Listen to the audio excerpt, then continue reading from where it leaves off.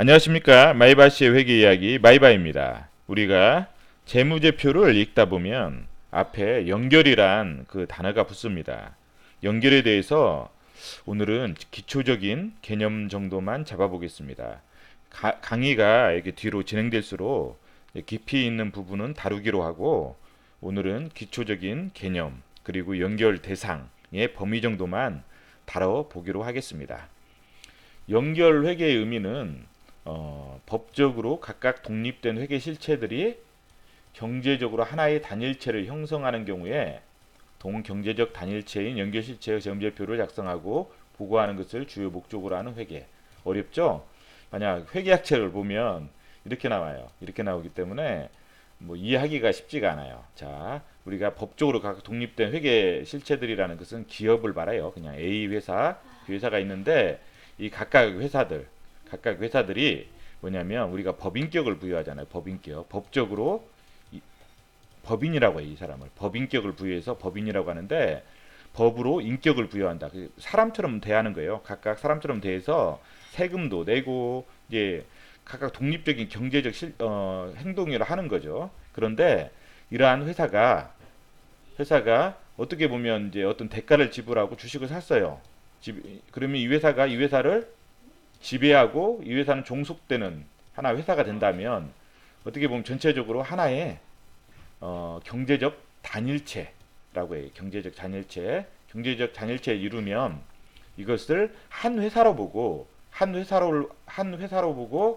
회사로 보고 재무제표를 작성하는 거예요. 재무제표를 작성해서 보고하는 그러한 회계가 연결 회계라고 해요.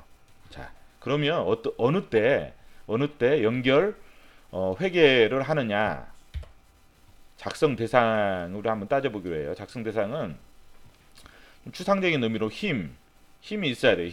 회사에 힘이 있어야 돼요. 아까 지배회사가 종속회사를 어떻게 영향력을 끼칠 수 있는 힘이 있어요. 힘이 있고, 그 다음에 이 힘이 있다는 것은 어떤 의미냐면 지분율이 50% 초과한다는 거예요. 지분율이 50% 초과한다. 그래서 힘이 50%가 지분율이 넘는다. 그럼 힘이 있다고 봐요. 물론 여러 가지 사정에 의해서 연결 50%가 넘더라도 연결을 하지 않는 그런 회사들이 있어요. 근데 그런 것은 우리는 무시하고 그냥 50% 초과되면 힘이 있다고 보는 거예요. 그래서 힘이 있고, 그래서 영향력을 끼친다는 거고요. 힘이 있고, 그 다음에 투자회사가 피투자회사에 관여를 해서 뭐냐면 투자자의 이익이 피투자회사의 성과에 따라 달라질 가능성이 있는 경우예요. 투자회사의 이익이 피투자회사의 성과에 따라서 이익이 나면 이 이익도 달라진다는 거예요. 관여를 해서. 그러면은, 그리고 또 플러스 엔드잖아요. 다 엔드. 그 다음에 힘이 있고, 그 다음에 투자회사가 피투자회사에 관여해서 변동이익이나 그러한 부분에 대한 권리를 가질 뿐만 아니라 뭐냐면 자신의 이익 금액에 영향을 미치도록 자신의 힘을 사용하는 능력이 있다면 이게 지배회사라고 해요. 지배회사. 그러니까 뭐냐면 힘이 있고 투자회사가 피투자회사에 관여해서 투자회사의 이익이 피투자회사의 성과에 따라 달라질 가능성이 있고, 그 다음에 또한 거기뿐만 아니라 자신의 이익 금액에 영향을 미치도록 영향력을 끼칠 수 있는 그런 능력이 있으면 지배회사라고 하고, B는 종속회사라고 해요. 그래서 하나의 회사로 보고 재무제표를 작성하는 거예요.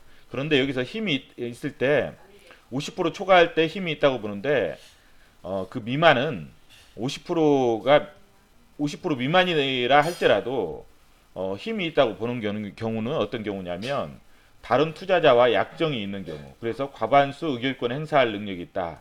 그리고 법규 약정이 있어가지고 기업의 재무정책이나 영업정책의 결정 능력이 있다. 이런 경우예요. 그리고 이사회 등 의사결정기구의 구성원에 과반수를 임명하거나 해임할 능력이 있다. 그리고 이사회 등의 지배 능력이 있다. 그러면 힘이 있다고 봐요. 힘이 있어가지고, 그래서 이 힘에 의해서 이러한 50% 미만이라 하더라도 이러한 경우가 되면은 투자회사가 투자회사의 이익 관여해서 그 투자자의 이익이 피투자회사의 성과에 따라 달라질 가능성이 있죠. 그리고 이러한 경우가 되면 또 이러한 부분도 할 수 있잖아요. 자신의 이익금에 영향을 미치도록. 그래서 이러한 부분이 되어질 때 연결 재무제표를 작성한다. 좀 추상적이죠. 추상적이고 좀 어려워요. 어려운데 기본적인 개념이 이런 거라는 거예요. 그래서 51% 되면 51% 되면 힘이 있다. 이 정도 선에서 알아두시고 한번 회사로 한번 따져볼게요. 지금 SM인데 SM에 보면 SM이라는 회사인데 자, 이 회사에 보면 이제 연결 대상 종속회사 개황이라고 나와 있어요. 그래서 이렇게 쭉 있는데 키스트가 있어요. 키스트는 뭐냐면 지분율이 25% 정도밖에 안 돼요. 지금 보면 여기 25.1% 2%잖아요. 50% 초과가 안 됐죠. 자, 여기 한번 읽어볼게요. 지배기업이 의결권의 과반수를 보유하고 있지 않지만 25.12%밖에 안 됐잖아요. 50%가 안 되잖아요. 보유하고 있지 않지만 피투자회사의 성과에 따라, 그러니까 키스트의 어떤 그 성과에 따라, 그러니까 키스트가 매출이나 뭐 영업이익, 당기순이익이 나오면 이제 거기에 대한 변동이익에 유의적으로 노출되어 있고 성과를 결정하는 힘, 그러니까 SM이 그 이사회의 구성원을 과반 이상 선임할 수 있는 권리가 있기 때문에 이 힘을 통해 변동이익에 영향을 미치고 있기 때문에 실질적 지배력이 있는 것으로 판단하였습니다. 어렵죠. 어려운데 어차피 이게 판단하는 것은 그 회계 담당자나 뭐 그다음에 판단하고 그다음에 이 판단에 대해서 어떤 감사를 하는 사람은 공인회계사니까 우리는 이 회사에서 아 연결 대상으로 판단했구나. 그냥 이 정도. 그러니까 연결이라는 게 이런 부분이구나 정도만 아시면 될 것 같아요. 그래서 우리가 그래도 단어들이 힘이라는 단어가 있어요. 힘. 그 다음에 이러한 부분들. 의결권의 과반수를 보유하고 있지 않지만 이사회의 구성원을 과반 이상 선임할 수 있는 권리가 있다면 연결 대상이 될 수도 있구나. 50% 지분을 초과하지 않아도. 그렇죠? 그래서 이런 경우가 되는 거예요. SM이 키스트를 25% 가지고 있지만 이사회의 과반수를 과반 이상을 선임할 수 구성원의 이사들을 선임할 수 있는 권리가 있기 때문에 연결 대상. 또 키스트는 또 DA를 또 연결 대상이기 때문에 SM이 또 이게 연결 대상 다 연결 대상이라는 거예요. 이게 이런 거고. 자, 농심 한번 볼게요. 농심 같은 경우는 연결 대상 종속회사가 세 가지예요. 세 가지. 태경농산, 농심엔지니어링, 농심개발. 농심홀딩스인데 이 안에는 농심이 없어요. 농심이 연결 대상이 아니에요. 농심홀딩스에서 농심을 37.72% 보유하고 있지만 50% 초과하지 않았기 때문에 연결 대상이 아니라 이건 지분법으로 해요. 지분법. 저번에 지분법은 배웠죠. 율촌화학도 31.94% 있어서 지분법으로.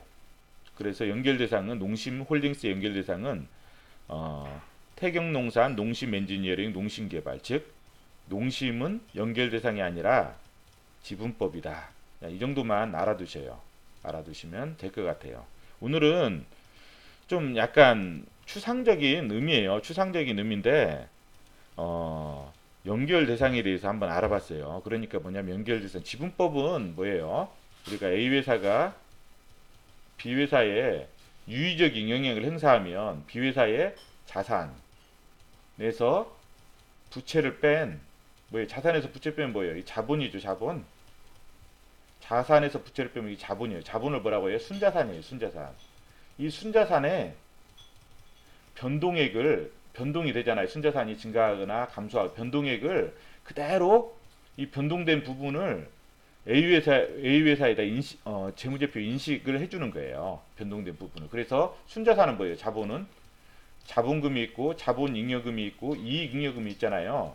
그러면 이 자본이 변동되는 건 보통 이익잉여금이 누적이 되잖아요. 그래서 변동되면 이익에 대해서 지분율만큼 인식해주고 손익계산서에 또 여기 재무상태표 이익잉여금에도 인식해주고 그 다음에 기타 포괄 손익도 있잖아요. 자본잉여. 기타 포괄 손익이 변동되면 그것도 또 인식해주고 이런 식으로 순자산의 변동을 인식을 해주는 거예요. 지분법은. 그렇지만 연결은 뭐냐면 그냥 합치는 거예요. 이렇게 재무상태표로 합치는 거예요. 하나의 회사로 보고 합치는 거예요. 이제 이때 합치는 방법에 대해서는 다음에 한번 설명을 해드릴게요. 연결은 이렇게 합친다. 아예 재무제표가 하나의 회사라고 보고 합친다.